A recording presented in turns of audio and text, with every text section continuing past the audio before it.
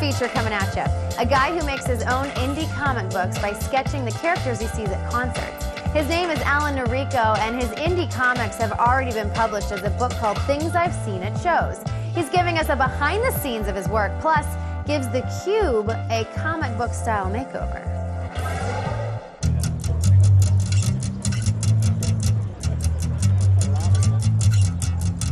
My name is Allan Norico. I'm a New York City-based illustrator, and the name of my company is Gamer Rock Studios. Growing up, I was a big Heroes fan. I liked me some Captain America, liked me some Spider-Man. I was definitely one of those guys that always tried to draw superheroes awfully, and as I got older, I just expanded it to more contemporary stuff. I go see shows a lot in New York City. It's probably the one thing that keeps me in the city. Whenever I go, I'll bring a sketchbook, and always really interesting people come out for shows, all shapes and sizes.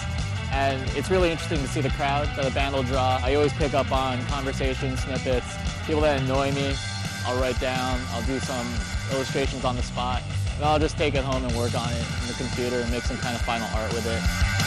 One of the best shows I ever went to was this Irish punk band. A dad came in like his garb to rock out with his son. So I drew that guy, my version of a cool dad, I guess.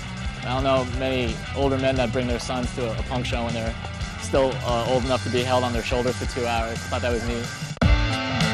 About a year ago, I started getting into the idea of what it might be like to make Things I've Seen at Shows as a video game.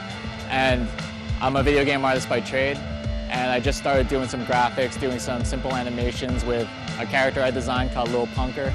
And the idea of the story is that she's gonna go through all of the New York City venues, some of them have closed down, and kind of earn her way into bigger and better shows by surviving the pit. It's called Smash Pit, and it's sort of a rhythm-based beat-em-up, so it's like Guitar Hero meets Street Fighter. And it's a really cool style, sort of in the same vein as the Gorillas. A lot of frenetic action, and hopefully it will be some really sweet third-party sponsorship with smaller punk bands that I think should get their name out there.